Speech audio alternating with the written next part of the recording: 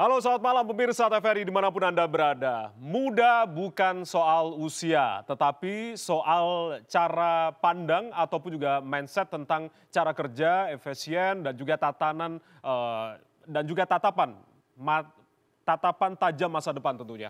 Dan ini mereka itu seringkali dilihat sebagai generasi yang skeptis, yang juga ini merasa praktek-praktek politik tradisional tidak mewakili kepentingan dan juga nilai-nilai mereka. Namun di tengah dari pesimisme yang muncul, tentunya ini muncul politisi muda yang menawarkan paradigma baru. Dan mereka adalah angin segar tentunya dalam dunia politik, membawa semangat inovasi dan juga dedikasi untuk tentunya mewakili kepentingan para pemuda. Politisi muda ini tentunya tidak hanya memahami kebutuhan dan juga aspirasi generasi mereka, tetapi juga berkomitmen untuk kemudian bertindak sesuai dengan idealisme, nilai-nilai dan juga harapan mereka para kaum muda. Dan kehadiran dari para pemuda ini diharapkan akan menjadi panglima dalam perubahan sistem dan juga mewarnai perubahan-perubahan dalam politik negeri ini. Tentunya malam hari ini di Fokus Terkini edisi kali ini terkait dengan anak muda jadi panglima politik, kita akan bahas bersama dengan sejumlah narasumber, dan juga kali ini bersama saya Ardianto Wijaya sudah hadir sejumlah narasumber di sebelah kanan dan sebelah kiri saya. Ada juga yang via daring, kita akan sapa satu persatu. Di sebelah kiri saya Kang Ujang Komarudin, pengamat politik Universitas Al-Azhar Indonesia. Kang Ujang, Assalamualaikum, selamat malam. Waalaikumsalam, selamat malam Bang Baik, Jaya. terima kasih sudah hadir di malam hari ini Kang Ujang. Sama-sama Bang. Ya, dan juga yang sudah hadir di sebelah kanan saya Mas Astrio Felijen, politisi muda Partai Gerindra. Mas Rio, selamat malam, salam sehat. Selamat malam, Mas Baik, Jaya. terima kasih, kita ketemu lagi. Ketemu lagi. Di malam hari ini. Dan juga Mas Abraham Sirajaya, politisi muda Partai Golkar. Mas Abraham, selamat malam, salam sehat Mas. Selamat malam Bang. Sama juga terpilih ya. Thank you. Luar biasa. Dengan suara berapa total kemarin? Kemarin 76.900 Wow, lumayan besar ya. 76.000. Baik, nanti kita akan bahas bagaimana harapan ke depannya ketika nanti akan duduk di Senayan. Yang sudah bergabung di malam hari ini via daring, kita akan sapa terlebih dahulu Mas Aryo Seno Bagaskoro, politisi muda PDI Perjuangan. Mas Seno nanti akan bergabung dengan Mbak Hilary Brigita Lasut, politisi muda Partai Demokrat. Tapi yang pertama kita akan berbicara terlebih dahulu secara general, secara garis besar. Sebelum nanti akan ke Kang Ujang, saya ke Mas Asrio dan juga Mas Abraham. Bagaimana Anda melihat terkait dengan politik negeri kita saat ini?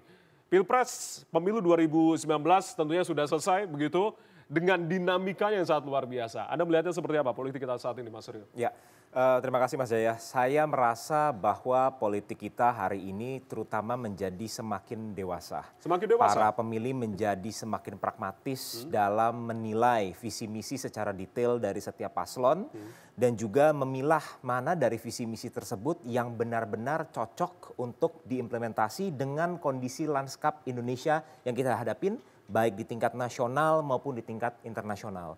Dan perlu kita catat juga bahwa voters turnout Indonesia itu mencapai mungkin di angka hampir 80% ya, kurang lebih ya. Itu merupakan angka yang sangat tinggi, bahkan di antara negara-negara demokrasi yang bersistem presidensial, ini merupakan rekor di mana pemilih terutama yang memilih pasangan 02, Pak Prabowo dan Mas Gibran itu mencapai rekor tertinggi di antara negara-negara demokrasi yang bersistem presidensial. Nah, jadi ini merupakan sebuah tonggak sejarah baru dari pasca reformasi sampai hari ini di tahun 2024. Kami berharap tentu saja ini menjadi awal mula yang baik terutama bagi generasi muda Indonesia. Karena kalau kita catat Indonesia itu menurut definisi World Bank, usia produktif itu kan di antara 15 sampai 64 tahun. Saat ini Indonesia sudah memiliki kurang lebih sekitar 68 sampai 70% dari populasinya berada di usia produktif. Dan tren ini akan berlanjut terus sampai di tahun 2030-an. Dan kita harus bisa menjemput kesempatan ini, kita pastikan kita bisa membawa program-program yang baik, kita meningkatkan kualitas sumber daya manusia Indonesia, sehingga kita bisa mencapai misi kita untuk Indonesia Emas 2045. Oke, tapi kalau berbicara ukuran kedewasaan demokrasi Indonesia, Anda tadi katakan ada beberapa hal. Tapi apa juga yang menjadi ukuran Anda mengatakan sudah mulai dewasa demokrasi kita atau seperti apa sebetulnya? Ya, saya rasa secara umum kita bisa menilai ya Mas Jaya ya, bahwa pertama tensi atau suhu politik di tahun 2024 ini relatif lebih sejuk dibandingkan dengan tahun 2019. Dan kalau kita melihat ruang-ruang publik misalnya para jubir-jubir yang bersanding di ruang-ruang publik atau percakapan-percakapan yang terjadi di antara masyarakat di media-media sosial, itu banyak sekali percakapan yang menyentuh level substantif. Jadi kalau misalnya contoh dari Paslon 02, kami memiliki program makan siang dan susu gratis misalnya, itu dibedah oleh masyarakat. Oh, ketika ini dilakukan, apa dampaknya terhadap kualitas SDM kita? Apa dampaknya terhadap UMKM-UMKM di daerah-daerah. Nah, jadi ini merupakan satu kebahagiaan buat kita ya, di mana obrolan-obrolan di ruang publik ini sudah semakin pragmatis dan sudah semakin teknokratis. Jadi itu merupakan indikator penting dari kedewasaan kita. Oke, setujukah dengan kedewasaan politik Indonesia saat ini? Tapi tahan dulu Mas Abraham, saya akan sapa teman-teman yang sudah bergabung via Zoom di malam hari ini. Ada Mas Seno dan juga Mbak Hillary yang sudah tergabung via Zoom. Saya akan sapa terlebih dahulu. Selamat malam Mas Seno. Baik, sepertinya bisa di-unmute untuk suaranya Mas Seno.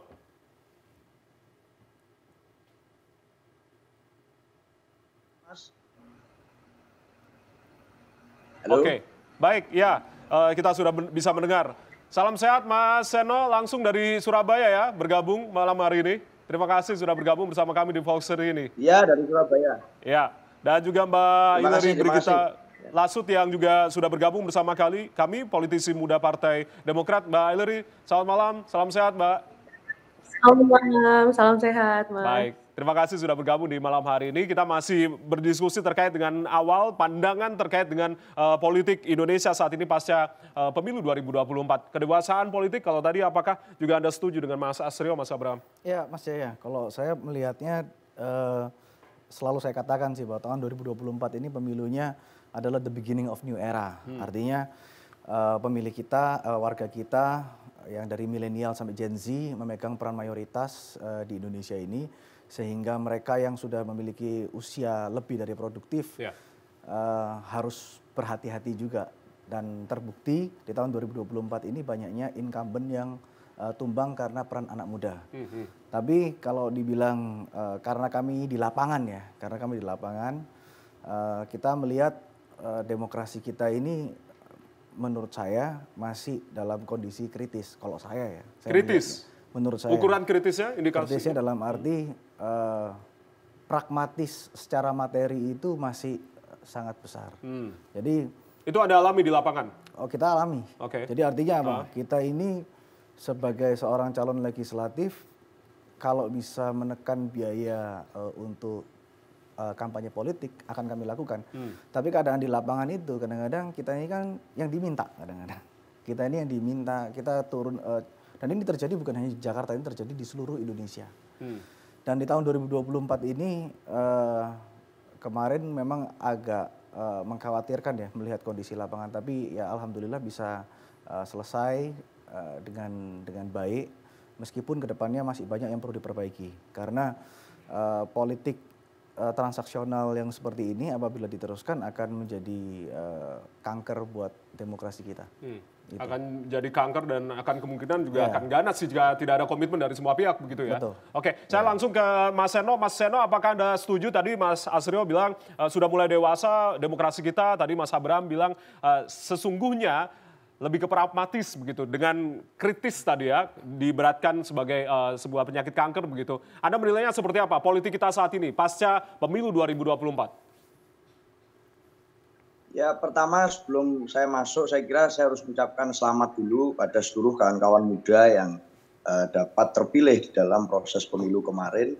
Yang seperti disampaikan oleh Mas Abraham, itu begitu banyak unsur-unsur pragmatismenya yang kita rasakan di lapangan. Pada Mbak Hillary Lasut, Mas Abraham Sijaya, dan teman-teman muda semua seluruh Indonesia yang membuktikan diri mampu untuk terlibat di dalam proses politik di Indonesia, mau di legislatif maupun eksekutif.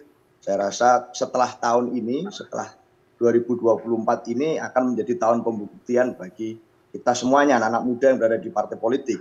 Entah itu bekerja kemudian di eksekutif, bekerja di legislatif, maupun yang berperan di struktural partai politik masing-masing. Ini tahun-tahun ke depan akan menjadi tahun pembuktian. Apakah narasi anak-anak muda yang kemarin begitu sering kita gaungkan, begitu kita anggap penting dan relevan dengan kemudian kondisi konteks politik hari ini, itu mampu untuk kemudian membuktikan bekerja dengan baik untuk masyarakat atau tidak. Maka pembuktiannya saya rasa akan terjadi setelah tahun-tahun ini, Mas. Tidak hanya untuk 1-2 orang, tetapi untuk kami semua, anak-anak muda yang berada di politik dan kemarin ikut serta terlibat dalam proses pemilu. Mau kemudian terlibat dalam kampanye presiden, mau kemudian maju dalam legislatif atau eksekutif, pembuktiannya akan ada di tahun-tahun ke depan. Jadi saya rasa sekali lagi selamat untuk semua teman-teman yang sudah terpilih. Setelah ini maka kita harus merumuskan dan merancang bagaimana kemudian sistem politik yang lebih efektif dapat disusun, yang lebih inklusif bagi siapapun dapat disusun, dan tentu saja dengan mengedepankan bagaimana faktor historis di bangsa negara Indonesia ini yang harus senantiasa melibatkan antara generasi muda dan generasi tua. Sejak zaman dahulu di Budi Utomo saja, kalau kita bicara membangun organisasi itu tidak mungkin ada Dr. Sutomo kalau tidak ada peran Dr. Wahidin Setiahusodo. Tidak mungkin ada Soekarno kalau kemudian tidak belajar di rumahnya Cokro Aminoto. Nah, membangun komunikasi lintas generasi inilah yang jadi tantangan nanti. Bagaimana di tengah politik yang sangat-sangat penuh dengan narasi anak muda ini mampu bekerja lintas generasi. Saya rasa tantangan ke depan secara teknis akan banyak berkutat di situ. Oke. Baik, tantangannya itu yang menjadi garis bawah begitu untuk membangun komunikasi lintas generasi antara yang muda dan juga yang senior-senior. Saya akan tanyakan ke Mbak Hillary, karena periode sebelumnya juga memegang rekor sebagai anggota Dewan Termuda dan kembali terpilih kembali. Saya ucapkan selamat kepada Mbak Hillary. Mbak Hillary, yang ingin saya tanyakan, upaya apa yang kemudian untuk membangun sebuah sistem politik yang efektif, kemudian tadi Mas Seno katakan sempat di sini begitu, terkait dengan kerjasama kolaborasi antara yang muda dan juga yang senior-senior ini. Anda pernah mengalami di Senayan tentunya dengan begitu banyaknya rintangan dan juga saya bilang drama-drama Senayan, bukan drama Korea begitu ya, di Senayan. Mbak Hillary, silakan. Kalau saya secara pribadi ya Mas, saya mungkin agak berbeda sedikit dengan Mas Abraham dan teman-teman yang mungkin menganggap bahwa proses politik kemarin terlalu pragmatis. Kalau saya mungkin secara pribadi melihatnya di 2024 ini malah jauh lebih baik daripada yang sebelumnya. Oh, jauh lebih Karena baik. masyarakat sudah mulai punya mindset ya yang sudah mulai terbentuk lewat berita yang diterima lewat media sosial, bagaimana para politisi menjangkau masyarakatnya jauh lebih mudah ya. Dan saya jujur dengan perolehan suara saya kemarin yang cukup baik ya, saya melihat bahwa angka suara seperti ini bahkan tidak mampu untuk diraih hanya dengan sekedar langkah-langkah pragmatis saja, langkah-langkah yang bersifat ekonomi saja, atau bahkan membagikan bansos dan lain-lain. Karena akan membutuhkan triliunan untuk mencapai itu. Tetapi perolehan suara yang cukup tinggi dari anak-anak muda, perolehan suara Prabowo Gibran itu menjadi salah satu contoh bahwa ternyata Indonesia sudah tidak lagi 100% bergantung kepada yang namanya serangan fajar, kepada yang namanya bujukan-bujukan ekonomis ya, untuk bisa meraih hati masyarakat dalam memilih. Anak-anak muda sekarang strategi paling mudahnya adalah media sosial ya, bagaimana teknologi informasi dan komunikasi sudah menjadi tools yang sangat mempermudah dan itu terbukti. Coba dilihat dari bagaimana tingkat pengenalan calon anggota DPR RI dan anggota DPR RI terpilih.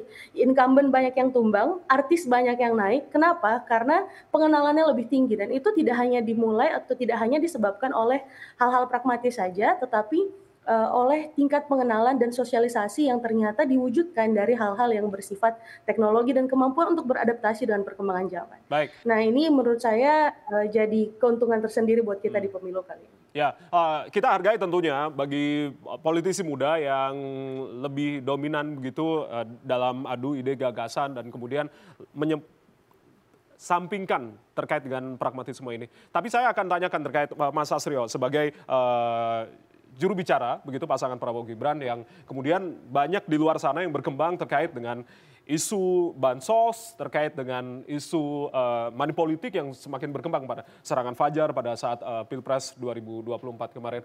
Artinya apa yang kemudian Anda bisa terangkan begitu kepada pemirsa TVRI dengan banyak yang masih beranggapan di luar sana terkait dengan isu ini? Ya, pertama Mas Jaya bahwa harus kita ingat beberapa lembaga survei sudah mengeluarkan kajiannya tentang efek, katakanlah banyak yang selama ini dituduhkan bahwa ada yang namanya politisasi bansos dikerahkan untuk memilih paslon tertentu. Dan akhirnya survei-survei yang dikeluarkan oleh berbagai lembaga survei membuktikan bahwa pemilihan, keputusan pemilih dalam memilih calon presiden mereka katakanlah itu sama sekali tidak berhubungan dengan bansos-bansos yang mereka terima. Jadi memang ini merupakan bagian dari kedewasaan di mana rakyat mengetahui ini merupakan fungsi daripada state intervention, bantuan sosial merupakan bentuk intervensi pemerintah memang yang secara spesifik untuk membantu daya beli masyarakat Indonesia. Terutama di tengah-tengah kalau kemarin kita tahu kita baru selesai El Nino, lalu sebentar lagi kita juga akan memasuki hari raya Lebaran, maka itu memang merupakan bantalan-bantalan sosial yang diperlukan.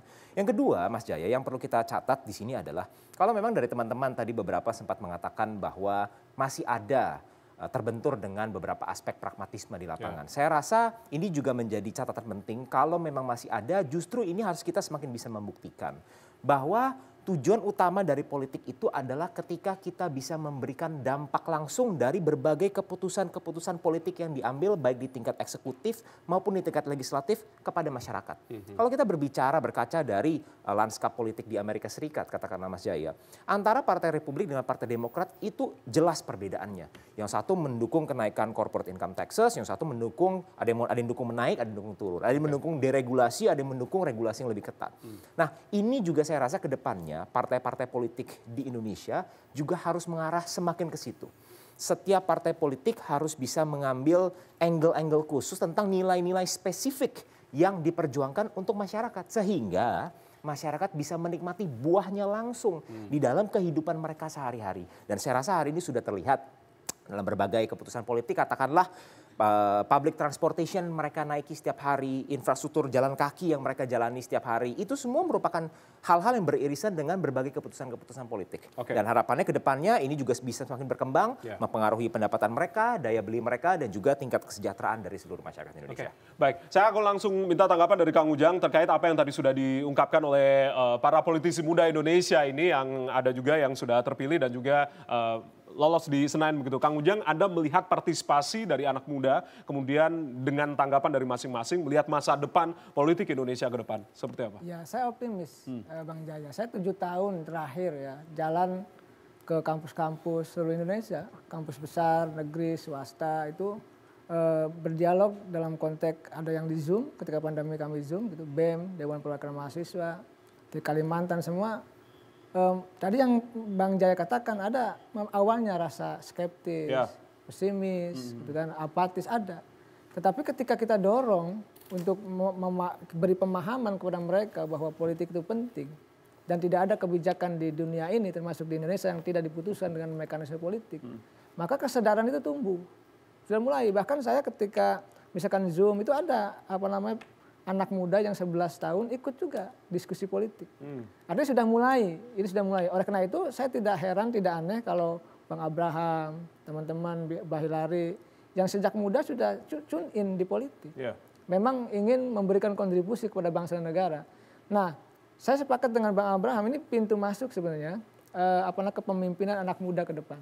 Karena kalau saya simulasikan Bang Jaya, dari usia masyarakat Indonesia, di 2033 itu adalah generasi terakhir dari generasi tua. Akhirnya sudah tidak ada lagi tuh generasi tua. Artinya di 2024 ini pintu masuk kepemimpinan anak muda, baik di legislatif maupun di eksekutif. 2029 di tengah, 2033 itu selesai. Generasi-generasi tua itu sudah minggir, sudah selesai.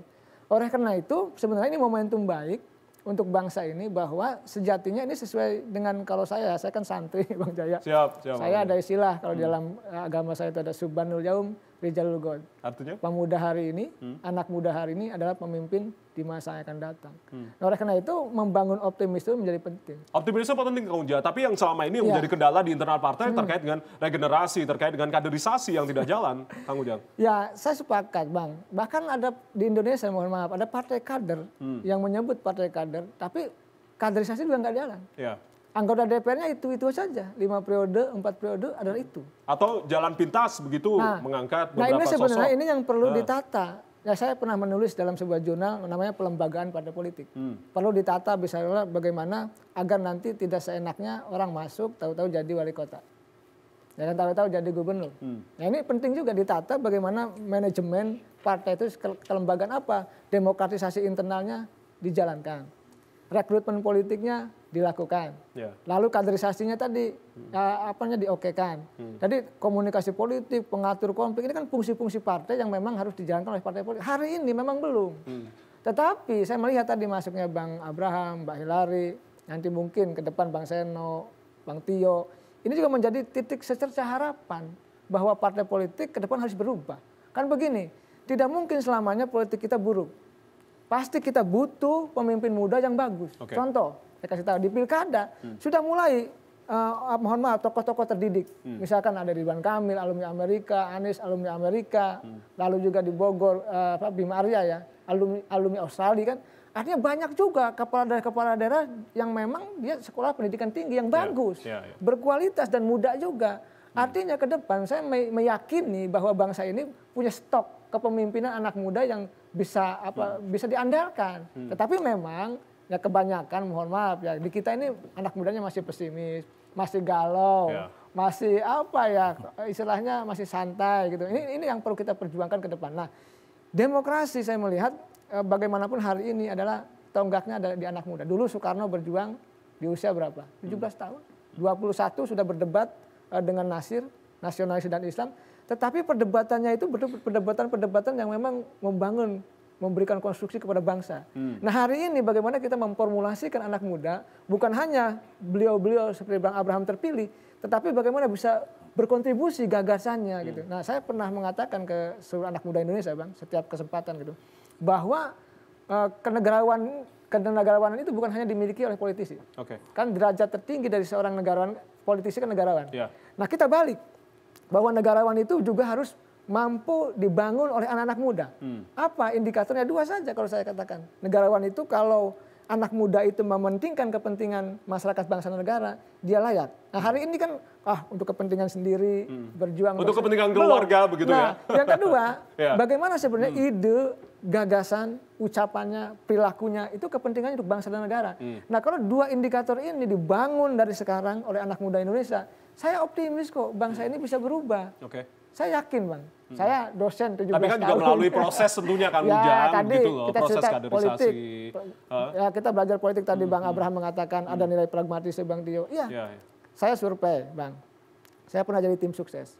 Begitu saya keliling-keliling gitu. Bapak Ibu tolong pilih, mengatakan begini, Pak Ujang nggak usah banyak bicara, ada uang amplopnya enggak? Nah ini realita. Mungkin ini terjadi, mungkin di Mbak Hilary tidak, tapi di yang lain terjadi. Dan saya menemukan juga riset bahwa mengatakan, bahkan saya detil riset saya itu di satu dapil di Jawa Barat, uangnya berapa, di hari apa harus dilakukan, jumlahnya berapa, itu juga ada. Oleh karena itu, nah inilah sebenarnya tadi kanker, penyakit yang harus kita minimalisir ke depan. Karena penyakit demokrasi ada di situ. Baik, saya langsung ke Mas Abraham. Anda melihat di lapangan secara nyata begitu praktek pragmatisme ini, optimis tidak hal itu bisa kemudian dihilangkan, melihat Anda terjun kemarin ke lapangan, berinteraksi secara langsung dengan konstituen? Ya apa yang saya sampaikan ini sebetulnya bukan sebagai bentuk pesimisme lah, tapi sebagai bentuk evaluasi. Jadi evaluasi supaya ke depannya itu apa yang harus kita lakukan sebagai anak muda, supaya ini nggak terjadi atau paling tidak dikurangi atau diminimalisir sebisa mungkin. Karena praktek seperti itu ya saya nggak tahu ya. Saya hampir kemarin keliling itu terjadi di semua dapil. Terjadi di semua dapil? Tidak hanya dapil Nenaka saja di Jakarta 2 ya? Bahkan ada konsultan politiknya yang khusus untuk melakukan itu juga ada. Itu juga ada. Jadi itu memang realitas yang kita hadapi di lapangan. Jadi ke depan bagaimana apa yang harus kita lakukan sebagai anak muda, tentunya bahkan Pak Prof. Yusril pernah cerita juga bahwa negara kita ini terkadang dia berpikir bahwa Indonesia ini belum ready one man one vote. Karena tingkat SDM yang sangat rendah, one vote ini yang masih bisa dibayar dengan uang sehingga menjadi dipertanyakan. Kalau zaman dulu kan presiden dipilih melalui MPR. Nah, sempat ada terlintas seperti itu. Saya berpikir sebagai anak muda, apa betul kita harus kembali ke situ kan? Enggak juga. Tapi bagaimana kita bisa merubah demokrasi kita ini menjadi lebih baik, ya tentunya nanti itu di tangan kita semua. Oke, Iya. baik. Saya langsung ke Mbak Hillary. Mbak Hillary, seharusnya untuk bisa meminimalisir praktek atau mungkin ini ya angan-angan begitu, meniadakan praktek pragmatisme ini begitu. Dimulainya dari mana? Haruskah memang anak-anak muda ini yang bergerak begitu? Atau sebetulnya senior-senior dulu nih yang harusnya memberi contoh begitu? Atau seperti apa menurut Anda? Kalau menurut saya kita harus menggunakan cara-cara gila yang nggak old fashion gitu ya Mas. Karena Cara-cara apa yang gila? saya lakukan kemarin, belajar dari pengalaman pribadi bahwa masyarakat itu pada akhirnya akan melihat siapa yang mau berjuang buat mereka. Bahkan ketika kita datang mau dikasih duit pun mereka nggak akan mungkin mau terima begitu, karena ada sisi di mana masyarakat sudah tersentuh hatinya mengetahui bahwa hanya ini anak-anak muda ini harapan kita untuk bisa mungkin nanti ketika sudah terpilih masih mau mendengarkan masyarakat. Ketika kita mensosialisasikan program, kita tunjukkan dulu bagaimana bahkan sebelum terpilih sudah di PAW pun kita bergerak dengan kegiatan-kegiatan sosial, tetap membantu masyarakat, memberikan bantuan hukum, memberikan pendampingan, tetap berusaha untuk mendengarkan suara masyarakat. Nah, bahkan dengan cara-cara yang dianggap gila oleh senior, dengan cara-cara yang mungkin oleh para politisi yang sudah kawakan dianggap nggak berguna, pada akhirnya harus ada serangan fajar juga. Toh ternyata bisa dibuktikan bahwa masyarakat nggak segitunya banget. Sebenarnya masyarakat ketika dia sudah percaya menaruh keyakinannya pada salah satu calon atau menaruh harapannya, dia bahkan tidak perlu dibayar, bahkan mengeluarkan dananya sendiri untuk ikut mensupport.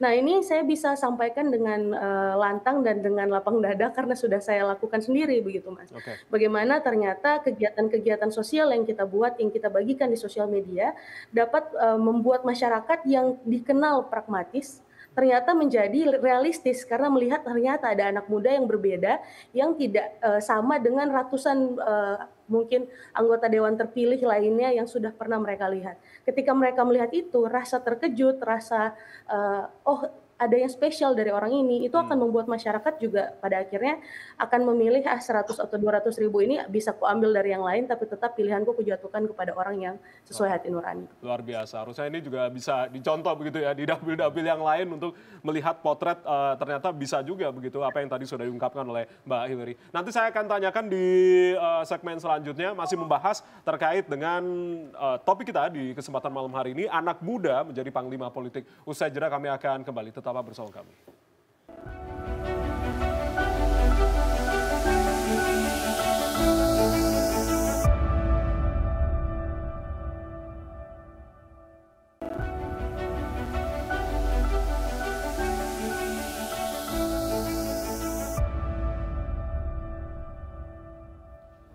Masa depan Indonesia tentunya di tangan para generasi muda Indonesia, apalagi terkait dengan bidang politik ini. Saya akan langsung tanyakan ke Kang Ujang. Kang Ujang, kalau melihat begitu, bagaimana tentunya Anda melihat terkait dengan kemunculan anak-anak muda ini, setidaknya sebuah angin segar begitu di tengah apatisme, skeptis, dan juga rasa-rasa lain yang kemudian pada akhirnya generasi muda ini melihat politik seolah-olah buruk begitu. Tapi Anda melihatnya seperti apa? Iya, keteladanan sebenarnya. Kan keteladanan. kalau kita dulu punya tokoh-tokoh yang bisa jadikan teladan. Ya. Bagaimana Bung Karno, Bung Hatta, Muhammad Nasir, Agus Salim, Hamka, itu teladan. Sampai hari ini bukan hanya karyanya, ide dan gagasannya kita implementasikan. Bukan hanya menjadi sebagai ide gagasan negara, tapi terimplementasikan di masyarakat. Berarti sekarang tidak ada yang jadikan teladan atau Bukan, seperti apa? hari ini kita melihat sedikit sekali yang jadi teladan. Sedikit sekali. Iya, sehingga anak muda mau kemana nih meniru itu gitu loh. Karena tadi nilai-nilai masyarakat yang pragmatis, sangat materialistis, itu kan sangat masif kalau saya katakan. Baik, saya langsung ke Mas Serno. Mas Serno, kalau tadi Kang Ujang katakan begitu, nantinya para politisi muda ini nanti akan diharapkan menjadi teladan nantinya. Oleh karena itu dibutuhkan formulasi nantinya ketika para politisi muda ini akan menjadi teladan nantinya. Siapakah sosok teladan yang menjadi inspirasi Anda untuk kemudian terjun ke dunia politik ini, Mas Serno? Kalau saya sendiri sih sepakat dengan Kang Ujang bahwa kalau bicara tentang nilai-nilai keteladanan, maka paling mudah adalah merentang jauh ke belakang pada saat nilai-nilai kepahlawanan itu masih tumbuh subur di dada para pejuang. Maka saya menemukan keteladanan di angkatannya Bung Karno, saya menemukannya di angkatan generasi muda di angkatan itu, bahwa berjuang itu sejak usia muda belasan tahun bisa dilakukan, tidak harus menunggu sudah senior dulu untuk berjuang di politik. Nah hari ini kalau bicara keteladanan, maka itu menjadi tanggung jawab yang diemban oleh kita semua, Mas. Ya Mas Astrio, ya saya, Mbak Hilary, ya Mas Abram, dan semuanya yang hari ini tampil sebagai politisi-politisi. Kalau kemudian teladan dari awal anak muda yang berkecimpung di dunia politik itu adalah keteladanan yang sifatnya secara instan misalnya, ya bagaimana kita mau memberikan teladan tentang proses kepada teman-teman muda yang lain. Mas Seno, mohon maaf saya potong. Kalau teladan yang diberikan adalah Mas Seno, kebohongan, maka gimana mau jujur dan seterusnya dan seterusnya. Baik, tapi kalau untuk sosok sekarang begitu, selain juga para pahlawan nasional kita begitu, siapa yang menjadi role model Anda begitu dalam berkecimpung di dunia politik ini? Secara khusus mungkin saya lebih banyak berkecimpung di belakang, Mas. Saya menarik diri kalau bicara teladan ya di belakang. Hari ini saya tidak akan sulit untuk bicara bergantung keteladanan kepada tokoh-tokoh politik yang ada hari ini. Karena namanya masih hidup, proses itu masih berlangsung terus. Jadi ya tidak bisa kita memberikan satu kesimpulan gitu tentang orang ini bisa enggak jadi teladan atau tidak. Ini akan berlangsung terus kalau bicara politisi muda ya. Tapi kalau mau bicara sebagai contoh atau sebagai beban role model yang paling besar sebenarnya terletak di mereka-mereka yang berada di top level kepemimpinan bangsa ini. Dan hari ini kalau kita melihat, maka top level yang kemudian ada anak muda di sana, ya ada wapres terpilih versi KPU, ada Mas Gibran itu yang kemudian hari ini kemudian ditetapkan oleh KPU sebagai wakil presiden yang nanti akan dilantik. Maka beban politik anak muda terbesar yang mana kemarin itu sudah begitu masif dikampanyekan, ia berada di Mas Gibran sebenarnya. Bagaimana kemudian dapat membangun politik anak muda ke depan, yang kemudian berorientasi pada peradaban dan seterusnya, nanti publik akan melihat dari langkah-langkah politik Mas Gibran. Apalagi setelah hari-hari ini, setelah penetapan KPU. Tapi ada keresahan lain sebenarnya Mas yang saya rasakan, yaitu tentang salah satunya bagaimana kita ada tugas lain untuk memperkuat salah satunya tentang party ID, identitas partai politik. Di seluruh dunia ada pelunturan party ID di mana-mana. Cara kelembagaan anak-anak muda lebih banyak untuk tidak percaya kembali kepada partai politik dan mengambil langkah-langkah artikulasi politik yang berbeda. Jadi melalui media sosial yang demikian masif, melalui keterbukaan yang demikian bebas, itulah kanal-kanal yang digunakan untuk menyuarakan keresahannya. Dan partai politik perlahan-lahan akan kehilangan relevansinya jika tidak diperkuat dengan identitas kepartean yang tegas. Nah ini menjadi PR. Bagaimana partai-partai politik mampu untuk tetap eksis dan kemudian bisa bicara dengan bahasa anak muda dan menyelesaikan tantangan anak muda. Nah ini tantangan kita ke depan. Baik. Ya, saya langsung ke Mas Astrio. Mas Astrio tadi menanggapi apa yang tadi sudah diungkapkan oleh Mas Seno, begitu beban politik anak muda ke depan begitu ada di tangan Mas Gibran sebagai wapres terpilih begitu, dan ini juga representasi juga anak muda di tingkatan top level. Komentar Anda terkait apa yang tadi sudah diungkapkan? Ya, saya rasa saya setuju dengan pernyataan Mas Seno, dan by the way ini saya senang sekali karena mungkin kemarin ketika kita masih proses kampanye ya, terutama dengan Mas Seno kita banyak perbedaan-perbedaan, tapi kembali setelah KPU menetapkan hasilnya kita semua pulang. Satu rumah besar ini bernama Indonesia, kita setuju bahwa kita harus membangun Indonesia bareng-bareng. Nah balik lagi, kenapa saya bilang saya setuju Mas? Karena begini, dengan terpilihnya Mas Gibran sebagai wakil presiden terpilih Republik Indonesia, itu bukan hanya sebagai sebuah simbol. Tapi ini memang merupakan bagian di mana anak-anak muda terlibat langsung dalam pembangunan-pembangunan yang akan menjadi fondasi apakah Indonesia bisa menjadi negara maju atau tidak ke depannya. Ini juga akan menentukan bagaimana kebijakan-kebijakan yang diambil dan dijalankan, manajemen kenegaraan yang akan kita jalankan, itu akan lebih banyak lagi melibatkan anak-anak muda. Nah, saya ingin kembali sedikit, katakanlah kalau tadi sedikit banyak kita masih mengalami apa yang dikatakan sebagai problematika pragmatisme. Sehingga memerlukan beberapa solusi-solusi yang bersifat pragmatis juga. Nah saya rasa Mas, ujung-ujungnya kita harus menciptakan sebuah generasi, sebuah komunitas yang memang secara kualitas mereka baik, sehingga akhirnya mereka memiliki daya saing ekonomi yang baik, sehingga akhirnya mereka memiliki produktivitas ekonomi yang baik juga, sehingga tidak ada problematika-problematika pragmatis yang memerlukan solusi-solusi pragmatis seperti tadi yang mungkin disampaikan oleh beberapa kawan-kawan kita, oleh Mas Abraham, oleh Mbak Begita dan sebagainya. Saya rasa inilah yang menjadi PR kita bersama dan perlu kita catat bahwa inilah masanya anak-anak muda kita harus bergotong royong mempersiapkan Indonesia menuju mimpi luhur kita untuk mencapai Indonesia Emas di tahun 2045. Oke, saya langsung ke Mas Abraham yang nanti akan duduk di Senayan sebagai anak Tanah Abang. Tentunya Anda melihat begitu permasalahan terbesar di negara ini sebetulnya apa dan apa yang kemudian Anda akan perjuangkan nantinya ketika akan duduk di parlemen? Ya, problem terbesar sebenarnya ada dua. Satu adalah politik transaksional dan yang kedua adalah penegakan hukum.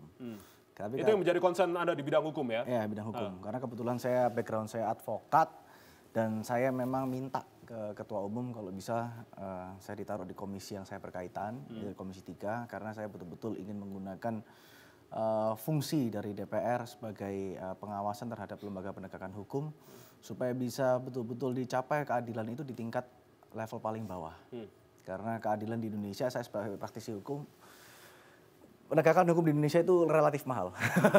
Relatif mahal? Relatif mahal. Anda bilang? Relatif mahal. Jadi dalam arti bukan hanya mahal tapi prosesnya kadang-kadang masih terhambat. Maka dari itu banyak yang perlu diperbaiki. Saya yakin banyak anak muda yang punya visi dengan saya.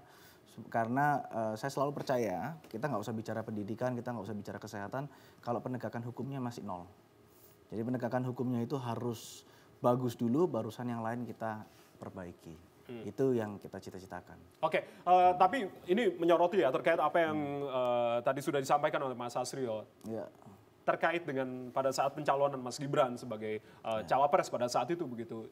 Suara sampai dengan saat ini masih menyoroti terkait dengan proses dari pencalonan Mas Gibran begitu. Anda menyikapi itu seperti apa? Bagaimana? Terkait dengan proses pencalonan Mas Gibran pada saat itu. Seperti apa? Enggak, kalau misalnya saya adalah pendukung Mas Gibran ya. Saya pendukungnya Mas Gibran sebagai perwakilan anak muda. Karena saya mengadvokasi juga dan mensupport anak-anak muda untuk mencaleg. Bahkan saya juga ikut membantu secara real dari beberapa partai. Mereka maju, nyalek dan jadi. Dan saya melihat Mas Gibran ini terlepas dari semua orang bilang apapun, Mas Gibran adalah perwakilan kita. Jadi nggak bisa masalah Mas Gibran adalah sebagai anak dari Presiden Republik Indonesia, ya itu adalah privilege, tapi tidak dapat dipungkiri ke depan sosok yang seperti Mas Gibran, anak muda yang masih bersih, belum tersentuh oleh kotornya politik yang ada di Indonesia, saya yakin kita bisa menitipkan semuanya ke depan kepada Mas Gibran. Oke, saya langsung minta komentar dari Mas Seno terkait apa yang tadi sudah diungkapkan oleh Mas Asrio dan juga Mas Abraham. Mas Seno, silakan. Itu yang saya sampaikan tadi Mas, poinnya adalah beban keteladanan terbesar ya ada di top level kepemimpinan. Dan hari ini yang kemudian secara biologis muda itu ya Mas Wapres versi KPU yang terpilih ya Mas Gibran. Artinya kalau kemudian mau bicara tentang keteladanan politik bagi anak petani, anak nelayan, anak tukang becak, siapapun di negeri ini anak-anak mudanya, ya keteladanan tertingginya kalau bicara tentang politik yang bisa dilihat ya adalah bagaimana tampilan-tampilan politik yang akan dipromosikan oleh Mas Gibran. Nah kalau kemudian ada yang merasa kecewa kalau begitu, kalau tidak punya privilege kepada kekuasaan ya lebih baik jangan di politik. Ya bisa saja ada yang merasa kecewa seperti itu. Kalau tidak kemudian anak presiden seperti yang disampaikan Mas Abraham, ya mikir-mikir dulu sebelum ke politik. Jadi bisa saja itu terjadi karena keteladanan tertingginya ya dengan apa yang proses pemilu kita lihat kemarin terjadi. Bahwa kemudian terkait ada pelanggaran etik di MK, ada dugaan-dugaan kecurangan dan lain sebagainya. Yaitu satu gambaran utuh dari kemudian perjalanan politik yang memang terjadi di negeri. Maka kalau mau bicara evaluasi tentang kepemimpinan anak muda dan bicara tentang harapan keteladanan, harus lebih banyak kemudian anak-anak muda lain yang lebih gigih untuk mempromosikan bahwa nilai-nilai tentang proses, nilai-nilai tentang bagaimana merangkak dari bawah itu masih relevan di negeri ini. Saya rasa itu agar keteladanannya tetap hidup. Baik, Mas Abraham akan menambahkan? Ya, sedikit menambahkan karena aku kan saya sering mendengar Mas Seno mengatakan anak petani ke depannya bagaimana melihat situasi kondisi perpolitikan di Indonesia di mana anaknya presiden dapat mencalonkan sedangkan mereka nggak bisa. Mas Gibran tidak menjadi wakil presiden dari Pak Prabowo pun untuk menjadi anak muda menjadi cawapres itu bukan proses yang bisa dicapai yang semudah itu. Kenapa? Karena ya kita ada presidential threshold, ada namanya partai politik dan ada lain-lain. Jadi saya rasa eh, nggak bisa dikaitkan terkait dengan Mas Gibran mencalonkan menjadi calon wakil presiden, kaitannya dengan pandangan anak muda lainnya terutama kalangan bawah, apakah saya bisa masuk politik atau tidak. Saya pun juga Abraham Srijaya ini orang tua saya bukan dari politik. Saya generasi pertama dari keluarga besar saya yang masuk ke politik. Dan saya bisa masuk dari dapil neraka. Tentunya juga butuh pengorbanan yang berat.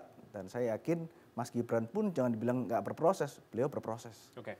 Dan jauh lebih berproses, dan saya percaya ke depannya seperti yang Mas Seno bilang, dia akan menjadi teladan bagi anak muda lainnya untuk berkancah di perpolitikan Indonesia. Ya, proses seperti ini yang harusnya menjadi teladan bagi para politisi muda Indonesia begitu. Sebelum saya akan minta tanggapan Kang Ujang, saya akan minta tanggapan dari Mbak Ellery terkait dengan privilege politik ini. Mbak Ellery, silakan.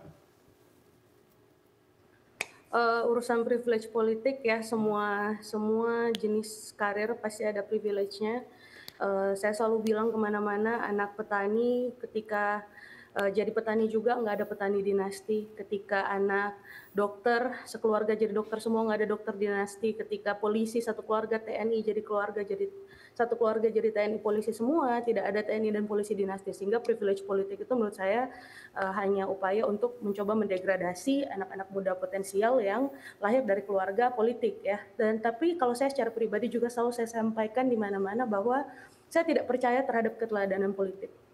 Saya adalah orang yang melihat bahwa secara data terbukti kepercayaan publik terhadap institusi politik dan juga kepada lembaga seperti DPR itu sangat rendah ya, sehingga anak-anak muda kalau ingin memang membuat perubahan harus datang dengan mindset jangan belajar dari senior. Itu yang selalu saya tanamkan. Ingat ya. Tapi belajar dari siapa dong berarti Mbak Ellery? Jangan belajar dari senior. Temukan warna sendiri, cari warna kamu sendiri.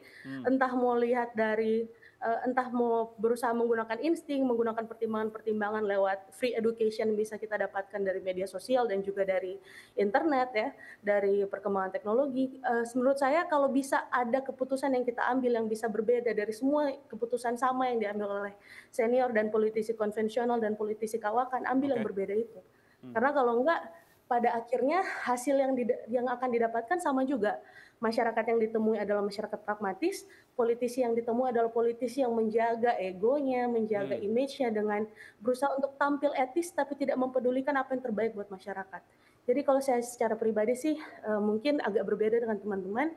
Saya mungkin dididik dan dibesarkan dengan cara berpikir bahwa tidak semuanya hal harus kita ambil pelajaran dari senior, atau tidak semua gaya politik kita harus kita pelajari dari teladan yang sudah ada.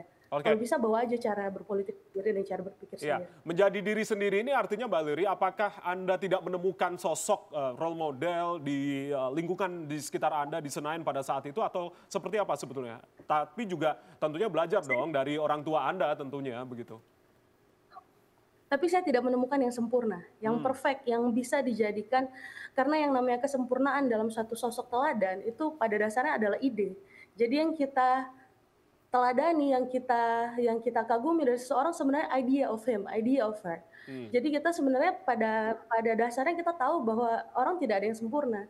Jadi apa yang baik dari orang tua saya mungkin saya bisa ambil, apa yang buruk dari orang tua saya tidak saya ambil, dan itu bisa kita kombinasikan, bisa kita cari contoh dan teladannya tidak hanya dari sosok politis, tapi juga bisa sosok akademisi yang punya integritas, orang-orang yang tidak takut menghadapi bahaya. Bahkan kita bisa mengambil sosok seperti itu hanya dari kelas-kelas orang seperti misalnya ketua LSM yang masih berjuang dengan kuat untuk menyuarakan suara masyarakat lebih kuat daripada anggota DPR-nya sendiri misalnya. Dan itu jadi tekad saya bahwa selama saya bisa menentukan sesuatu sesuai dengan cara berpikir saya sendiri tanpa harus belajar dari politisi senior, saya akan lakukan. Baik, saya akan minta komentar dari Kang Ujang terkait dengan privilege politik ini, silakan Kang. Ya pasti ada, siapapun. Ya kebetulan kan kita kan tidak meminta pada Tuhan kita dilahirkan dari rahim siapa. Dan itu hal wajar begitu? Hal yang wajar, tetapi memang privilege itu harus dibangun. Dibangun apa? Ya kualitasnya. Kan gitu. Sehingga apa? Kita ini betul-betul bukan spoil system, tapi merit system. Sistem yang betul-betul berprestasi. Misalkan anak muda, kalau ingin sukses, misalkan seperti Bang Abraham, Mbak Hilary, Bang Seno, Bang Tio gitu ya, harus berjuang. Harus habis-habis, harus mati-matian. Menjadi politisi ya nyemplung. Itu yang tidak jalan selama ini? Ya, atau seperti apa? hari ini kan tadi nilai-nilai di anak-anak muda lebih cenderung pragmatis saja. Ya ini yang harus kita bangun ya ke depan, bahwa jiwa-jiwa anak muda ya kita salurkan kepada hal yang positif. Ini penting. Kenapa? Karena bangsa ini membutuhkan anak-anak muda. Nah ini tentu TPRD memulai ya 2024 ini untuk tadi membangun sebuah gagasan, konstruksi berpikir agar tadi anak muda itu aktif di politik, membangun bangsa, dan inilah saatnya. Dan ini waktunya yang tepat untuk bisa berkontribusi terhadap bangsa. Tidak peduli apakah anak petani, anak nelayan, saya tadi anak petani yang memang betul akademisi, fokus jadi dosen, ya tidak masalah. Ya walaupun katakanlah dosen gajinya UMR, tapi kita bisa bermanfaat bagi bangsa dan negara kan begitu. Luar biasa. Waktunya kita untuk membuktikan ya. Kita tunggu ini bagaimana kinerja dari masing-masing yang sudah terpilih yang nanti akan duduk di Senayan dan juga di legislatif di tingkatan masing-masing. Usai jeda kita masih akan bahas terkait dengan anak muda menjadi panglima politik. Kami akan kembali saat lagi.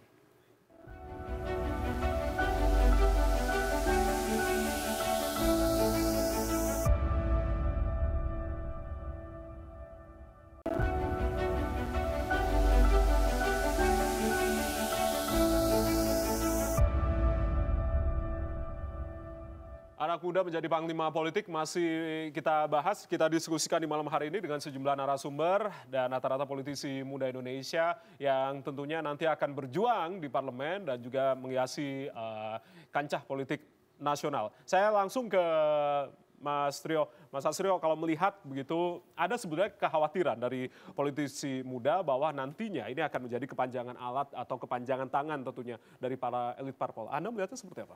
Ya, Mas Jaya, yang perlu kita garis bawahi pertama adalah bahwa suksesi dalam apapun, termasuk dalam kepemimpinan politik, merupakan sesuatu hal yang tidak terhindarkan dan harus terjadi memang untuk regenerasi sebuah bangsa.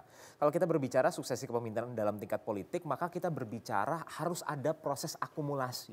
Akumulasi apa saja? Kita berbicara akumulasi informasi yang kita dapatkan dari para pendahulu-pendahulu kita, pengalaman-pengalaman mereka dalam mengarungi berbagai problematika dalam bernegara, perspektif-perspektif yang berhubungan juga dengan kebijakan-kebijakan, bagaimana caranya mereka meng-approach sebuah masalah katakanlah. Itu merupakan hal-hal yang kami, anak-anak muda, perlu untuk mengobservasi dan juga menganalisa serta mempelajari. Tujuannya apa Mas Jaya? Agar suatu saat ketika tonggak ini berpindah ke anak-anak muda untuk mengambil tongkat kepemimpinan, kita tidak perlu menghabiskan banyak waktu untuk mengulangi kesalahan yang sama kembali.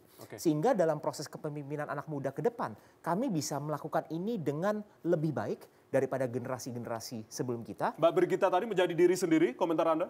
Saya rasa kita perlu fair ya. Jadi tidak mungkin ada, betul kata Mbak Hilary, tidak mungkin ada satu sosok yang 100% sempurna. Tetapi saya yakin juga tidak ada satupun sosok yang 100% buruk. Jadi seburuk apapun pasti ada kebaikan yang bisa kita ambil. Dan juga yang paling penting adalah Mas Jaya, jangan kita lupa, mungkin hari ini kita adalah anak-anak mudanya. Tapi mungkin tidak terlalu lama dari sekarang, kita pun akan menjadi bagian dari generasi-generasi senior yang harus juga mempersiapkan jalan bagi adik-adik kita di bawah kita untuk mengambil tongkat kepemimpinan dan menjalani fungsi-fungsi kenegaraan lebih baik dari diri kita sendiri. Nah, maka daripada itu mungkin Mas Jaya kita harus berbicara sedikit tentang kita masih ada satu pemilu lagi nih, kita lupa di tahun 2024. Mungkin sekitar 7-8 bulan lagi ada pilkada serentak, kita punya 38 provinsi, lebih dari 500 kota kabupaten. Ini juga bisa menjadi kesempatan awal bagaimana anak-anak muda mulai bisa belajar mengambil tongkat estafet kepemimpinan dalam mengawal daerah-daerah, karena balik lagi memanage Indonesia yang segitu besar ini tidak mudah Mas Jaya. Tidak bisa hanya dilakukan semuanya tersentralisasi di pemerintah pusat. Kita juga harus bergandengan tangan dengan pemerintah-pemerintah daerah memastikan baik agar semua program-program berbasis kemasyarakatan dapat dijalankan dengan baik. Oke, saya langsung ke Mbak Brigita. Mbak Brigita, apa sebetulnya yang menjadi tantangan Anda ketika duduk di Senayan begitu? Sebenarnya ada idealisme yang terus harusnya dipertahankan oleh politisi muda, tapi pada akhirnya terbentur dengan kepentingan-kepentingan mungkin dari elit-elit parpol yang duduk juga di Senayan, atau seperti apa kondisi di Senayan, dan apa yang seharusnya ini menjadi pembelajaran evaluasi ke depan untuk 5 tahun ke depan ini? Kalau saya secara pribadi melihatnya saya setuju ya. Kita sepertinya untuk senior-senior yang harus kita pelajari lebih banyak adalah bagaimana untuk tidak mengulangi kesalahan. Dan mungkin kita harus juga melihat bahwa ketika urusan Senayan ini adalah pusat kepentingan yang mungkin paling kental di Indonesia, di mana semua kepentingan dari berbagai pihak bercampur aduk di sana. Dan untuk bisa mempertahankan integritas, untuk terus memilih untuk mempertahankan suara masyarakat dibandingkan kepentingan pribadi selama berada di Senayan, itu bukanlah hal yang mudah. Padahal pada hakikatnya seharusnya yang paling menjadi kepentingan utama yang dibahas di Senayan itu haruslah kepentingan masyarakat, khususnya masyarakat kecil, masyarakat yang memang membutuhkan wakil rakyatnya untuk memberikan perlindungan, memberikan jaminan bahwa suara mereka itu didengar.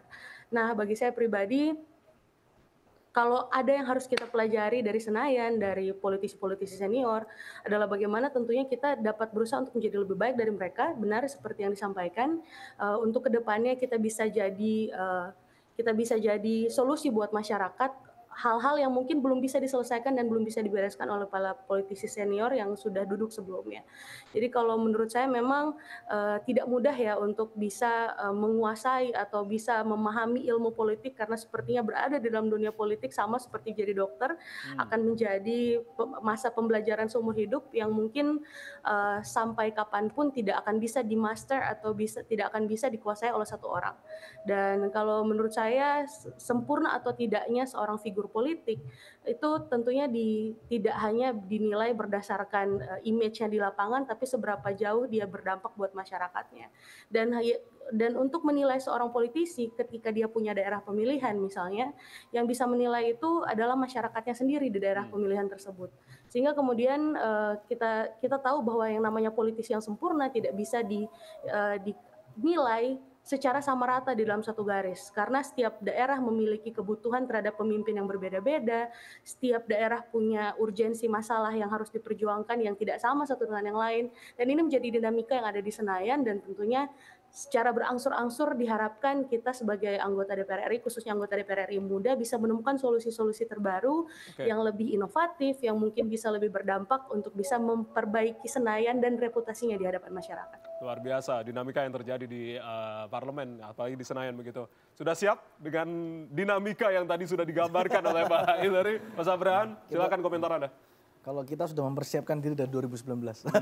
Tapi kalau saya lihat memang kalau Mbak Hillary mungkin ada sakit yang terpendam ini kelihatannya. Kalau Bu Hillary. Tapi saya percaya, saya juga setuju dengan Bang Ujang bahwa saya juga punya role model di politik. Tapi role model saya di politik kebetulan sudah meninggal. Oke. Kalau sekarang disuruh lihat role modelnya siapa, saya juga bingung. Yang sudah wafat bisa disebutkan? Ada dua. Satu kalau yang di luar negeri itu Lee Kuan Yew. Kalau di Indonesia Gus Dur. Karena menurut saya Gus Dur itu adalah tokoh politik yang terlalu maju pemikirannya pada waktu itu. Coba Gus Dur hidup dan memimpin di saat ini, mungkin masyarakatnya sudah lebih bisa mencerna apa yang dia inginkan. Oke, artinya nilai-nilai apa yang kemudian Anda akan serap dan Anda akan terapkan? Ya, jadi bahwa pemimpin itu, seorang pemimpin ya, saya bilang bukan bicara sebagai wakil rakyat ya, tapi sebagai pemimpin itu harus membuat keputusan apa yang benar, bukan apa yang menyenangkan hati masyarakat atau sosial media. Oke. Tapi dia harus membuat keputusan itu tentang sesuatu yang benar demi kepentingan masyarakat dan Indonesia ke depannya bagaimana. Meskipun itu pahit. Kita nggak bisa kalau kita membuat keputusan, diprotes sedikit, digoreng sosial media, terus dirubah. Nah itu yang saya belum pernah menemukan di era sekarang, kepemimpinan yang tangan besi. Demi ya itu yang saya cari sebetulnya. Idealisme tinggi tapi nanti akan dihadapkan langsung di Senayan ya, dengan prakteknya yang sangat luar biasa. Sudah idealisme tinggi, bagus, begitu lihat kondisi lapangan menciut kan gitu. Nah, saya jujur dulu waktu tahun 2016 yang pertama kali ngajak saya masuk ke politik itu adalah Pak Ahok. Oh, oke. Nah, saya pada waktu itu masuk ke Budi Karya Ahok, beliau yang mendorong saya untuk maju caleg, dan saya melihat pada waktu itu beliau adalah sosok yang seperti itu. Ya, meskipun sekarang saya ada perbedaan pendapat dengan beliau, saya sedang mencari sosok yang seperti itu yang ada di Indonesia. Oke, ya. Baik. Saya akan langsung minta komentar dari Mas Seno terkait dengan apa yang tadi sudah diungkapkan oleh Mbak Hillary dan juga Mas Abraham. Mas Seno, silakan menambahkan mungkin. Ya, Mas Seno. Mas Seno bisa mendengar suara kita? Baik, nanti kita akan mencoba untuk menghubungi kembali Mas Seno. Saya akan minta komentar dari Kang Ujang. Silakan Kang Ujang, melihat apa yang tadi sudah diungkapkan terkait dengan idealisme dari masing-masing para politisi muda kita. Ya, saya melihat, menyaksikan ya. Kalau kita bandingkan misalkan anak-anak muda yang ada di parlemen periode yang lalu atau sekarang ya 2019-2024, mohon maaf dibandingkan dengan artis itu lebih bagus. Ya, lebih bagus, kinerjanya lebih baik. Kinerjanya? Iya, bagus. Dan anak-anak muda sekarang yang di parlemen itu pendidikannya juga jauh lebih bagus. Jadi artinya mindsetnya juga maju gitu. Cara berpikirnya juga ke depan. Jadi saya melihat misalkan Mbak Brigita alumni luar negeri, Putri Komarudin alumni Melbourne University. Saya pernah ikut wisudanya juga ke sana hadir.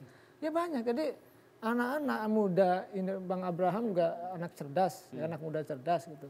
Nah, saya melihat sebenarnya kalau kita nanti bertarung di Senayan, ya, jangan beradu ide gagasannya dan idealisme itu yang dimunculkan. Saya punya pengalaman juga, dulu pernah jadi staf khusus di DPR dan bergaul dengan senior di Golkar dan partai lain begini. Ketika dia kencang gitu, mengkritisi pemerintah atau ditelepon ketua umum, diam juga. Nah, ini juga ada pembelajaran penting gitu. Nanti, apakah idealisme itu akan bertabrakan dengan kepentingan partai, kita lihat. Oleh karena itu ini kita uji gitu ya, uji kecerdasannya, uji sikap kenegarawannya, uji keberaniannya ketika beliau-beliau nanti sudah dilantik ya kembali di tanggal 1 Oktober 2024. Begitu. Tapi kalau menurut Kang Ujang, para politisi muda yang terpilih nanti ini punya idealisme yang kuat ini atau seperti apa? Saya percaya ya, karena saya kan sehari-hari dengan mahasiswa, dengan anak muda ya. Dan mereka salurannya ada yang tadi, ada yang ke politik, ada yang ke kepala daerah, ada yang ke DPR, ada DPRD, ada yang bisnis dan macam-macam. Jadi saya melihat anak muda punya bekal dasar ya, belum banyak persoalan, belum punya kasus, belum banyak masalah. Nah ini titik poin. Nah, yang paling penting adalah sebenarnya gelora mudanya itu loh. Soekarno itu berjuang itu karena apa? Karena prinsip, prinsip perjuangan ingin memerdekakan Indonesia, maka jadi apa yang dilakukan? Hanya membangun sebuah komunitas, dibangun kelompok 5 orang. 10 orang, ya kan kreatif minority itu, maka jadilah Indonesia. Sebenarnya tidak perlu banyak untuk membangun Indonesia. Gabung dengan Hatta, gabung dengan Nasir. Nah kita sebenarnya udah banyak nih anak-anak terdidik di Republik. Bahkan Bang, saya 2015 itu ke Melbourne Uni, banyak anak muda usia 23, sudah mau doktor-doktor di sana. Luar biasa, artinya ini investasi yang besar bagi bangsa ini di pendidikan, untuk bisa membangun bangsa dimulai dari anak-anak muda ya yang terlibat di dalam politik. Begitu. Kang Ujang, tapi ketika kalau berbicara prakteknya di lapangan, ketika nanti Mas Abraham, Mbak Ilri akan duduk kembali di Senayan, akan ada benturan antara idealisme itu dan juga tadi diungkapkan ya, dengan pragmatis dari partai politik begitu. Tidak jarang juga banyak sebenarnya, mohon maaf, oknum saya bilang, politisi-politisi muda yang pada akhirnya juga terjerat kasus korupsi itu yang juga menjadi catatan buruk tentunya. Ya pasti Bang, kan begini, saya pernah mengalami ya, kalau misalkan yang dipikirkan itu kan begini, ya kita alamiah lah, uang banyak keluar, ya pasti akan minta kembali. Nah tapi caranya kan ada yang normal, ada yang tidak normal. Nah bagaimana sebenarnya politisi muda tidak tergiur dengan itu? Membangun idealisme, kepentingan bangsa diutamakan kan gitu. Itu menjadi sebuah titik awal kalau yang diperjuangkan memang idealisme dan perjuangan untuk bangsa dan negara. Tetapi kalau sampai tadi kena masalah, kena pidana, ini sayang. Ini tadi tidak akan menjadi contoh bagi anak muda yang lain. Tetapi memang lingkungan politik selalu banyak jebakan. Kalau bahasanya politisi sendiri banyak jebatan Batman. Jadi mohon maaf, kadang-kadang diam pun ada setoran gitu. Iya, apalagi bermain. Ya ini artinya harus hati-hati dalam konteks itu. Dan saya meyakini tetap saya dibandingkan misalkan kalau ada skala 100 orang anak muda misalkan, saya masih percaya 80% masih berjuang untuk kepentingan masyarakat bangsa dan negara. Walaupun nanti ada oknum yang terjerat, bisa jadi. Karena tidak ada yang sempurna tadi, kita manusia biasa, pasti ada hilap, terjebak dalam sebuah permainan juga bisa terjadi begitu. Baik. Catatan tentunya ya untuk Mas Abraham dan juga Mbak Ilri serta politisi muda lainnya begitu untuk kemudian berhati-hati kata Kang Ujang tadi, dan masih ada optimisme ke depan bagi para anak-anak muda Indonesia untuk kemudian membangun sebuah mimpi bagi negeri kita tercinta. Apa saja mimpi itu nanti kita akan hadirkan usai jeda berikut ini. Tetap bersama kami di Fokus Terkini TVRI.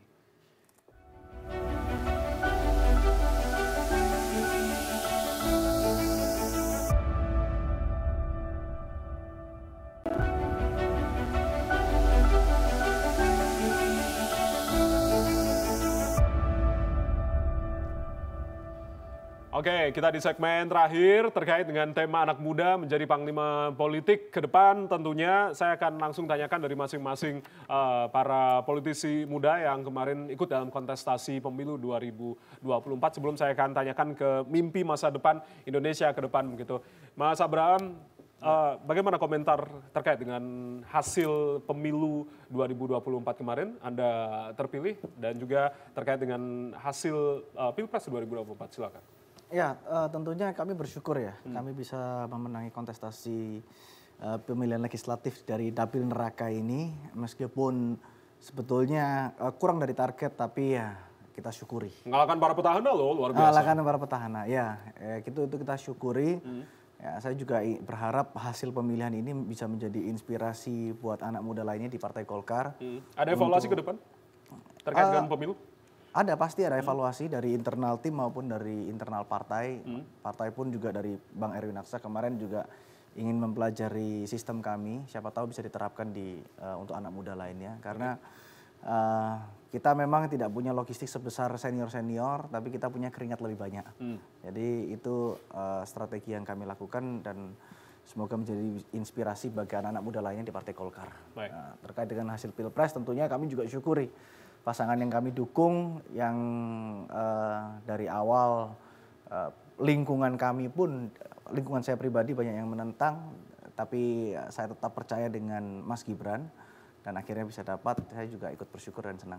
Oke, ya. Baik. Saya langsung ke Mbak Hillary. Kalau tadi Mas Abraham bilang keringat lebih banyak dikeluarkan begitu, artinya bagaimana Anda menyikapi terkait dengan hasil yang sudah diraih dalam Pileg dan juga Pilpres 2024 ini?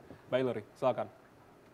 Kalau saya pribadi menanggapinya dengan sangat sukacita. Saya juga kaget bisa jadi perempuan dengan suara terbanyak se-Indonesia untuk caleg DPR RI, dan itu tidak pernah saya bayangkan sebelumnya. Setelah terkonfirmasi KPU seperti itu, yang ada di pikiran saya hanyalah, oh berarti benar saya sudah ada di track yang tepat, bahwa benar yang saya sampaikan kepada masyarakat bahwa orang-orang pintar banyak, politisi-politisi cerdas banyak, tapi politisi yang siap baper untuk masyarakatnya, punya perasaan untuk masyarakatnya, yang mau memperjuangkan suara masyarakat kecil itu memang ternyata tidak banyak, dan masyarakat bisa mengingat itu. Dan itu jadi salah satu bukti bahwa saya melihat masyarakat ternyata tidak buta hati juga gitu ya. Ternyata memang masyarakat juga peduli terhadap kepentingan bangsa dan bagaimana politik ini bisa menjadi jalan masyarakat untuk melakukan perubahan buat daerahnya maupun negaranya. Dan untuk yang lain saya ucapkan tentunya selamat, khususnya Mas Abraham, Ko Abraham ya, mungkin saya pernah ketemu beberapa kali. Untuk teman-teman yang lain yang juga terpilih, saya ucapkan selamat. Selamat datang di Senayan, walaupun saya juga PAW, jadi kita bakal sama-sama jadi anak baru nanti. Di Senayan nanti bakal ada begitu banyak kepentingan ya. Yang saya harapkan tentunya kita tetap solid dan fokus untuk bisa jadi wakil rakyat lah. Karena yang jadi wakil partai sudah banyak, yang jadi petugas partai sudah banyak, yang kurang itu petugas rakyat yang siap berjuang buat masyarakatnya. Baik. Ya, saya ke Mas Seno. Mas Seno, apa yang tentunya menjadi catatan Anda terkait dengan pemilu 2024 ini? Apa saja yang harusnya tentu menjadi evaluasi besar bagi kita semua, begitu, terkait dengan pelaksanaan pemilu 2024 ini? Oke, pertama kali Mas, tentu kami ingin mengucapkan terima kasih pada semua masyarakat Indonesia yang telah mengikuti pemilu dengan demokratis dan ikut serta berpartisipasi kemarin. Dan dari proses itu kami merasa bersyukur bahwa PDI Perjuangan dapat menjadi partai politik pemenang untuk ketiga kalinya. Target hat-trick di pemilu legislatif berhasil dilaksanakan dan itu tidak akan terjadi jika tidak dengan dukungan dan doa dari segenap masyarakat Indonesia yang masih percaya kepada PDI Perjuangan dan Ibu Ketua Umum Megawati Soekarno Putri.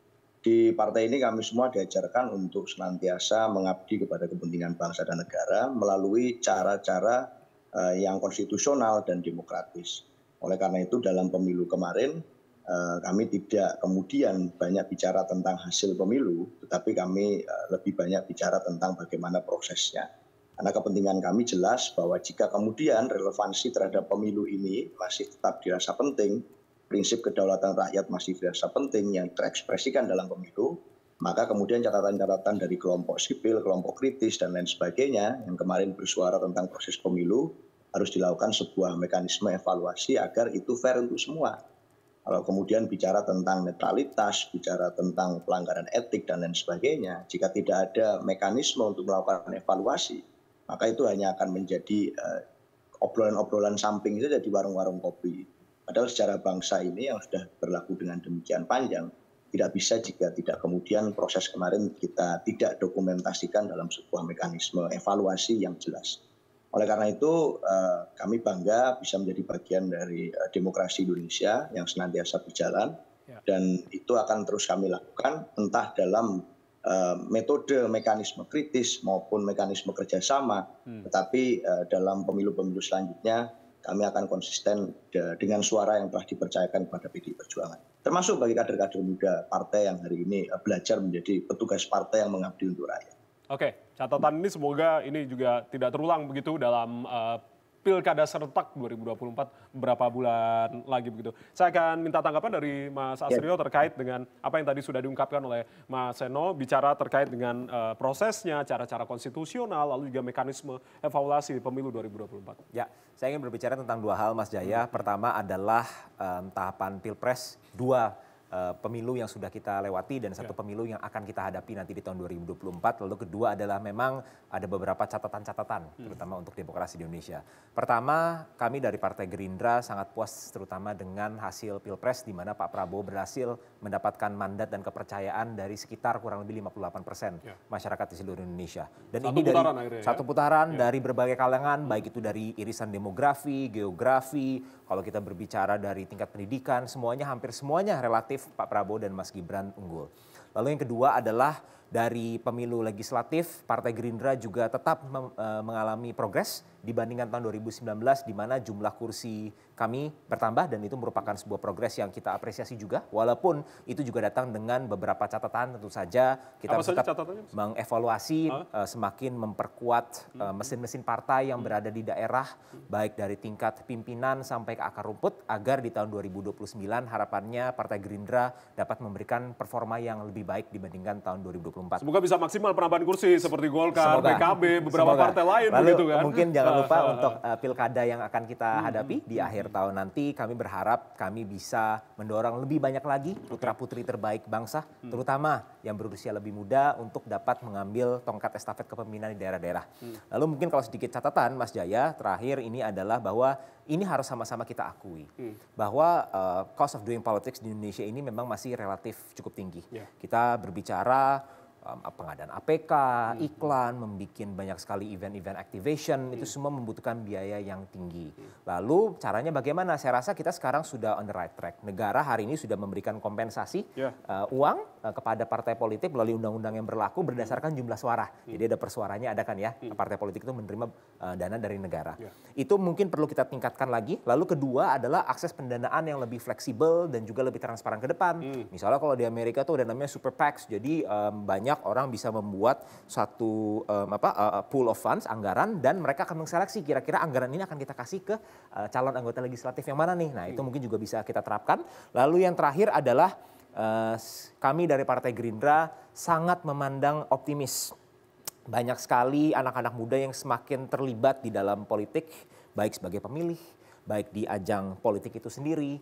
Perlu dicatat Mas Jaya, anak-anak muda ini kami generasi milenial, generasi Z memiliki satu keunggulan yang mutlak, yaitu adalah akses informasi yang kita dapatkan.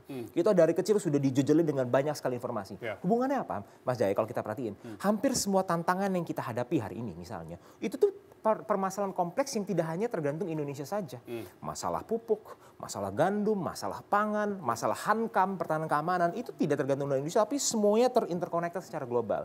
Nah anak-anak muda sudah mendapatkan banyak sekali akses informasi, sehingga harapannya ketika tantangan-tantangan ini menjadi semakin challenging ke depannya, anak-anak muda juga sudah semakin terpersiapkan dengan informasi-informasi yang kita dapatkan untuk memberikan solusi-solusi agar kita juga bisa berselancar dengan lancar di tengah badai-badai yang di tingkat nasional maupun global untuk membawa Indonesia menjadi negara maju. Dan itu harus kita buktikan secara bersama-sama sebagai generasi muda Indonesia begitu ya. Betul. Baik, Kang Ujang, Anda melihat terkait dengan evaluasi dari proses panjang dan juga banyak dinamika serta drama-drama. Tapi masih ada pilkada serentak begitu, masih belum selesai 2024 ini. Anda melihatnya seperti apa kemarin 2024 ini? Pemilu? Ya, ada dua catatan ya. Demokrasi itu kan ada prosedural dan substantif. Ya. Nah, kita prosedurnya jalan nih. Dari A sampai Z gitu ya. Semua tahapan hampir selesai ya. Nanti berujung pada pelantikan Pak Prabowo tanggal 20 Oktober. Cuma persoalan secara substansi ini banyak persoalan. Apa saja kan? Ya apa, misalkan tadi, misalkan masih banyaknya pragmatisme, materialisme, mohon maaf, money politik. Ya ini menjadi catatan kita dalam berdemokrasi. Yang kedua soal regulasi, ini mengkritik semua saja umum gitu ya. Bagaimana misalkan ke depan, ketika misalkan sedang tahapan pemilu, itu tidak ada gugatan ke MK, itu penting. Ya ini catatan ya bagi kita ya. Penting ya, sehingga nanti permainan itu lebih fair, lebih berkeadilan. Ini dalam konteks mau menata bangsa ke depan gitu. Jadi substansi demokrasi ini dibangun gitu. Dengan apa? Dengan ide dan gagasan. Dengan apa? Ya dengan prestasi. Dengan latar belakang yang terbaik, dengan pengalaman yang baik. Ini penting. Nah ini sebenarnya yang harus dihadirkan oleh anak-anak muda Indonesia. Menghadirkan bahwa mereka harus berjuang dong, punya skill, punya kemampuan, tadi punya prestasi, sehingga apa? Sehingga mampu bersaing. Ketika mereka melipir, kalau bahasa saya melipir gitu ya, untuk naik dalam konteks lebih tinggi lagi, mereka mampu. Nah dalam konteks kalau bahasa saya teori mobilitas vertikal, kalau dari bawah ingin ke atas, maka harus punya modal. Kalau kata Robert Putnam, social capital. Nah kita ini biasanya salah satu modal yang paling penting itu pendidikan. Pendidikan bisa mengangkat derajat anak-anak yang misalkan yang miskin bisa naik, yang petani bisa juga bisa cerdas. Nah, tapi banyak juga modal sosial yang lain, tidak harus pendidikan. Tapi bagaimana ke depan menciptakan ruang anak muda ini bisa berkreasi untuk bisa membangun bangsa ini, dibuka kanal-kanal kreativitas itu. Nah, ini kan banyak program yang sudah disampaikan oleh Prabowo Gibran, tinggal bagaimana direalisasikan. Sehingga apa? Sehingga bangsa ini tadi secara demokrasi kita akan meningkat. Lalu secara kapasitas anak-anak muda punya skill, punya kemampuan. Sehingga kita bersaing, berkompetisi, sudah mampu. Tidak lagi pesimis. Tidak lagi, males katanya, gitu-gitu aja. Mohon maaf, politisinya juga mohon maaf, busuk. Kan kita harus bangun itu sesuatu yang positif untuk kepentingan anak-anak muda dan kepentingan bangsa. Begitu. Untuk membangun sesuatu yang positif tentunya dibutuhkan juga sebuah mimpi besar dari masing-masing politisi muda. Saya akan langsung tanyakan mimpi besar apa saja dan bagaimana kemudian para politisi muda Indonesia ini terlibat di dalamnya. Mas Abram, silakan. Mimpi besar terhadap politik Indonesia. Tentunya saya ke depan inginkan di Indonesia ini khususnya terkait dengan pemilu bisa berjalan lebih fair dan lebih berjalan dengan lancar karena yang tidak fairnya apa catatan Anda? Karena tidak fair itu bukan karena keinginan manusianya tapi karena keinginan teknis. Saya kasih contoh pemilu kita tahun 2024 ini masih manual dan di lapangan itu sangat banyak kesalahan yang terjadi di tingkat TPS maupun di tingkat kecamatan maupun di tingkat kota. Bagaimana penghitungan C1 plano dari SDM KPPS tidak memberikan informasi secara utuh terhadap saksi, sehingga ada perbedaan antara C1 plano dengan C1 hasil, C1 hasil berbeda lagi dengan D1 kecamatan, sehingga harus bongkar kotak ulang lagi, dan ini adalah proses yang melelahkan. Bahkan ada orang yang sudah ternyata di C1 hasil menang, di D1 hasil kecamatan bisa kalah. Nah hal itu yang perlu diperbaiki kalau misalnya kita terus-terusan berkutit dan memiliki sistem pemilihan yang seperti ini tentunya pemilihan legislatif maupun presiden di Indonesia tidak akan pernah maju. Jadi ke depan harus perbaikan ada sistem itu tadi, perbaikan sistem itu secara menyeluruh menggunakan menggunakan teknologi seperti di Amerika maupun di negara lainnya. Dan perbaikan data pemilih yang ada di Indonesia maupun di luar negeri secara menyeluruh. Ya, saya langsung ke Mas Seno. Mas Seno, singkat saja mimpi besar bagi dunia politik Indonesia dan peran seperti apa yang kemudian Anda akan ambil nantinya? Ya selain sistem kemudian saya rasa aktor juga penting. Saya rasa teladan itu ada dua jenis Mas, teladan yang baik dan teladan yang buruk. Nah ini kita sebagai politisi-politisi muda saya rasa harus berlomba-lomba memberikan teladan. Tapi sebisa mungkin ya teladan yang baik. Bagi teman-teman kita yang lain, bagi kesadaran kritis dari kelompok-kelompok masyarakat yang lain untuk senantiasa bekerja yang terbaik untuk bangsa dan negaranya. Mau bekerja di bidang manapun, di politik, di bidang sosial, budaya, pertahanan, militer, dan lain sebagainya. Semuanya harus berlomba-lomba menjadi yang terbaik. Bagaimana teladan atau kesadaran memberikan teladan itu diberikan, ya aktor-aktor ini harus kemudian percaya pada sistem demokrasi ini bisa diperbaiki. Sebagaimanapun sulitnya atau sebagaimanapun banyak orang yang hari ini, tentu kita maklumi kalau merasa pesimis terhadap masa depan demokrasi kita. Ini harus dibangkitkan harapannya dan dibangkitkan semangatnya dengan membangun lingkaran-lingkaran kecil di setiap daerah. Pilkada serentak besok menjadi momen yang penting, saya sepakat. Disitulah kalau kemudian masih digunakan cara-cara yang berkaitan dengan pelanggaran-pelanggaran, cara-cara yang berkaitan dengan pragmatisme politik yang demikian masif, maka ya ini akan semakin dalam memupuk ke rasa putus asa itu. Maka ini menjadi tugas penting bagi anak-anak muda untuk membuktikan. Ada banyak teknologi baru hari ini yang kemudian juga ada di depan mata kita. Teknologi AI, cloud, machine learning, algoritma, dan lain sebagainya yang harus segera dikuasai oleh anak bangsa.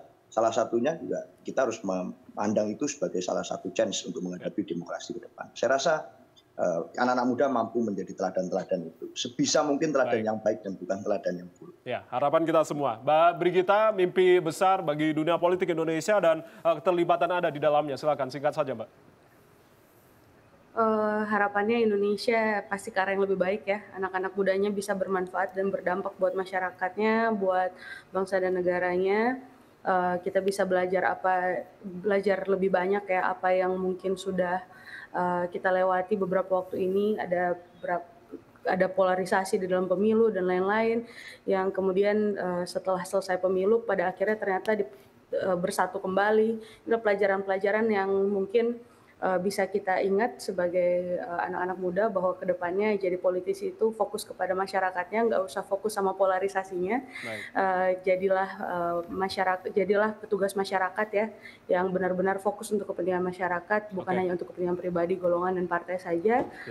Dan kedepannya harapannya juga Senayan tentunya bisa jadi tempat berlindung masyarakat, di mana kepercayaan masyarakat yang ditaruh di sana itu bisa menjadi kekuatan buat Indonesia ke depannya, bahkan di hadapan dunia.